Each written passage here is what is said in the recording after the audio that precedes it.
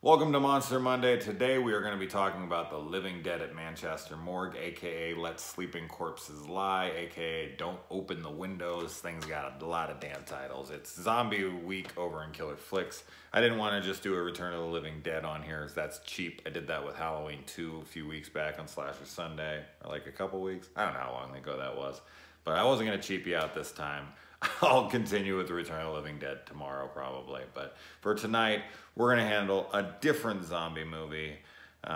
This is a film that was recommended to me by a buddy of mine named Keen Gross. I bought this blind a couple years ago with a few other movies he had recommended, and I liked all of them, with this one included in that. This is a very, very good zombie movie.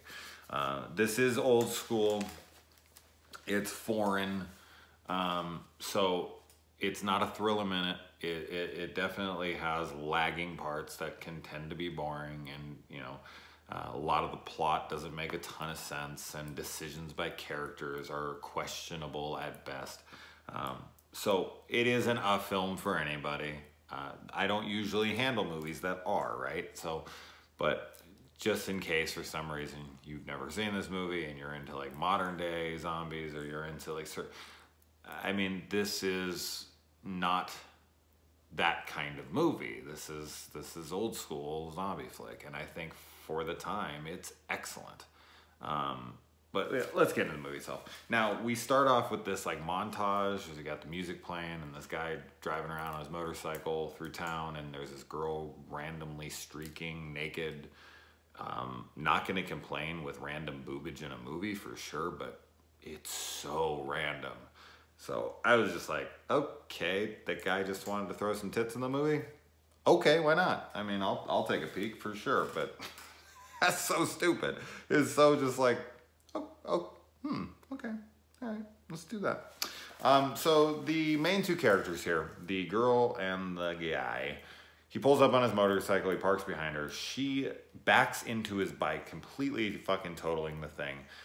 She's like, oh, sorry, I've been up too long and I'm just a little sleepy. And he's like, oh, okay, it's all right. And then gas station attendant's like, oh, we can, it's the start of the weekend, so we're not going to be able to have this thing fixed till Monday. And he's like, all right, well, it's yours, take it in. And he tells the girl like, all right, well, I need to go here. The least you could do is give me a ride. And she's like, okay. And he's like, all right, I'm driving. And she's like, oh, good, that works out because I'm tired. And he's like, oh, yeah, just go to sleep. Really? Am I supposed to buy any of this shit? I don't care that it's foreign. I don't care that it's in the 70s. No fucking way that any time and place would this have happened.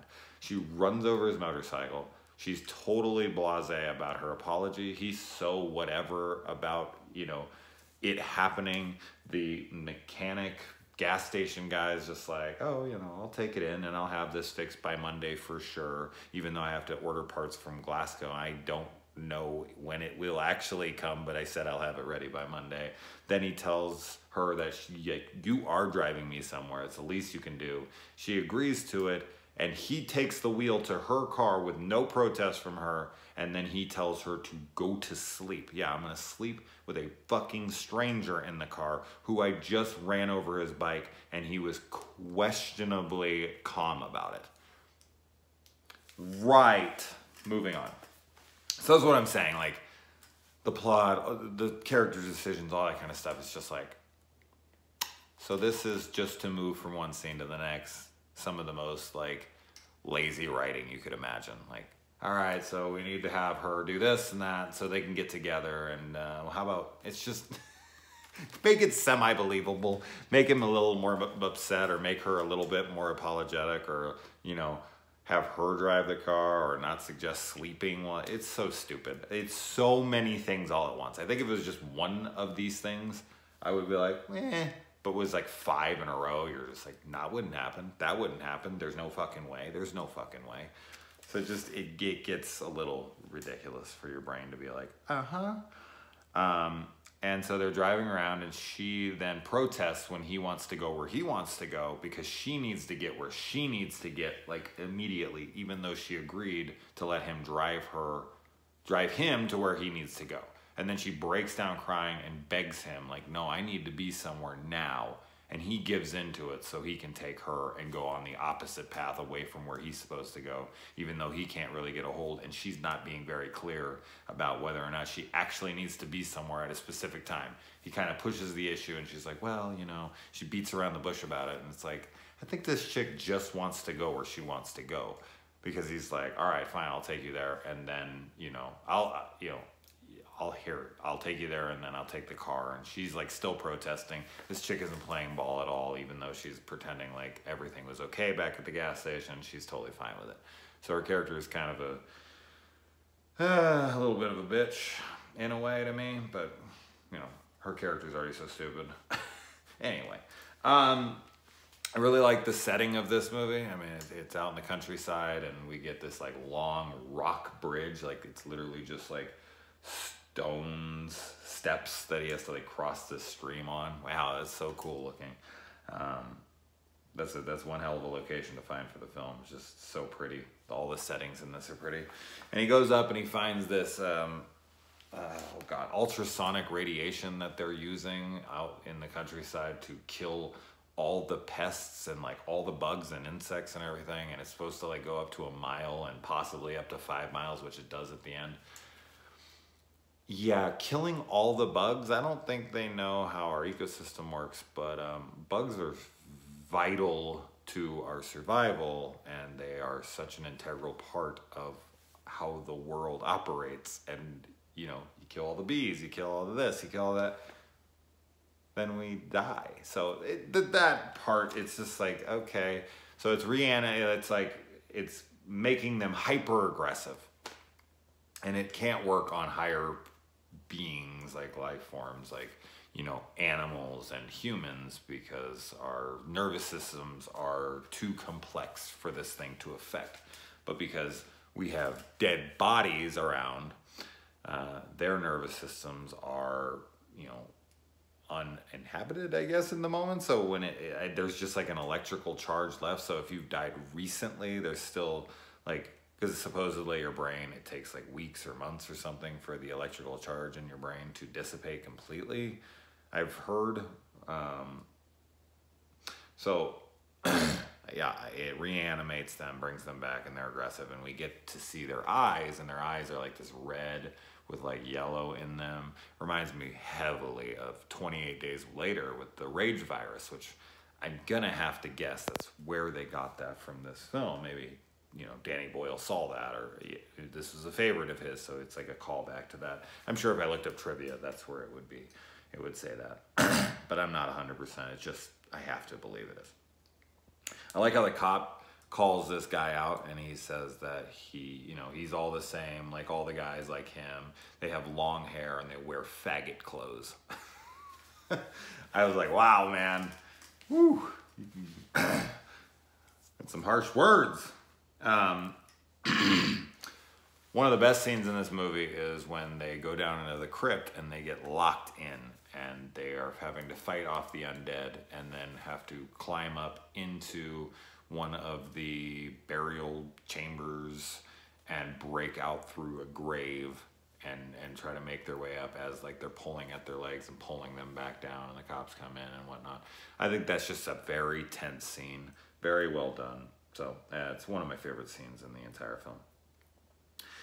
The cop comes, and the zombies just rip this son of a bitch apart.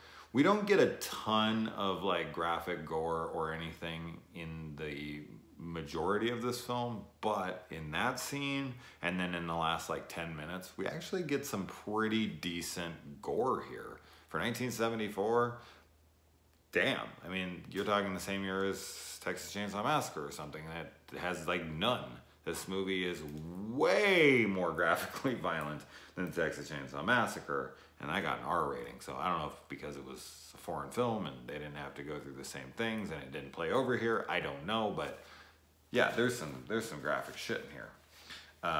Some really, really good kills. The zombies in this are afraid of fire, much like Frankenstein's monster, and they burn up real easy. The zombies in this are pulling headstones out from the ground and crosses out from the ground and whatnot. Not exactly sure why, to be honest. I don't know what that's from. And there's a scene where he tells her to go off in the car, and he's going to take the other car, and she drives off, and then he realizes she has the keys, and he's like, fuck, you know, basically.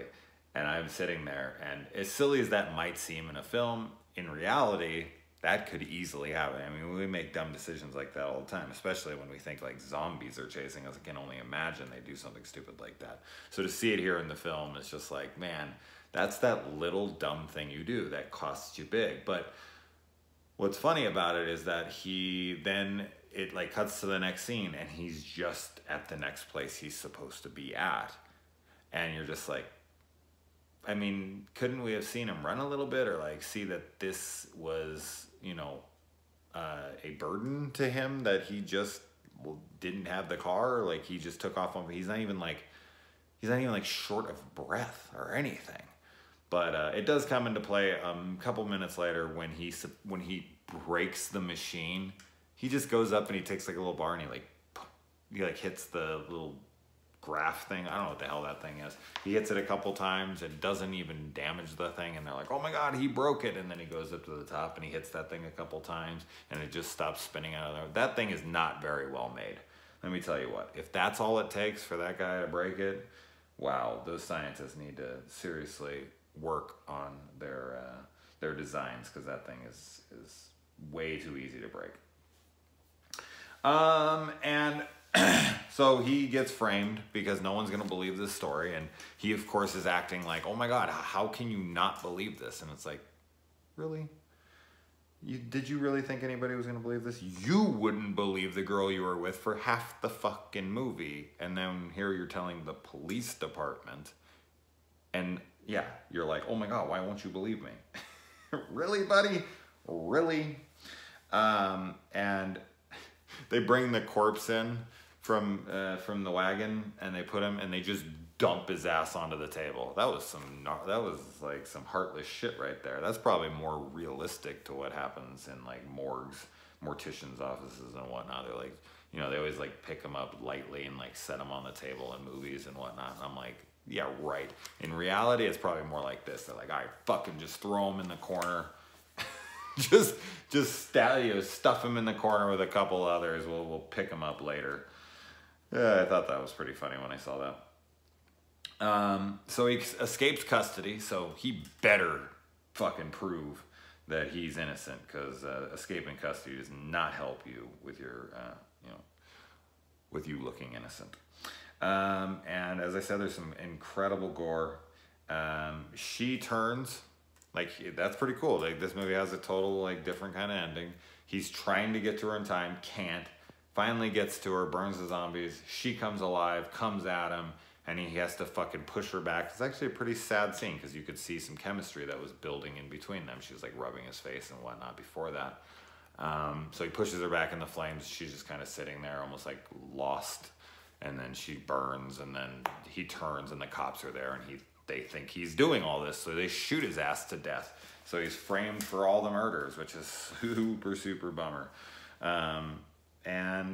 Yeah, you want to talk about some bullshit right here? The ending of this movie is awesome, because the guy ends up coming back from the dead to kill the cop who wouldn't believe him and shot him and framed him for the murder. So super ironic, awesome, you know, poetic justice kind of thing. Totally convenient why he would be going for him specifically when he's like brain dead. That's silly. Why would he be in his room? I don't know. Maybe he was going there and that's where the body was. That's possible. I don't think so, but it looked like his room, but maybe it was somewhere else. Maybe that's where the body was hidden. But let me tell you something right now. If you ever have a movie and your main character dies at the end of the fucking movie and it's like a big twist and whatever, oh shit, I dropped the goddamn thing. Don't drop this. Don't fucking put him on the cover as a zombie, okay? That gives it away. Spoiler right there on the fucking cover. I hadn't seen this in a while, and I saw him here, and I was like, oh, so he turns into a zombie in this. Oh, that's fucked up, so I guess I know what happens. Oh well. Anyway, guys, all right, I'm going to bed. Until next week.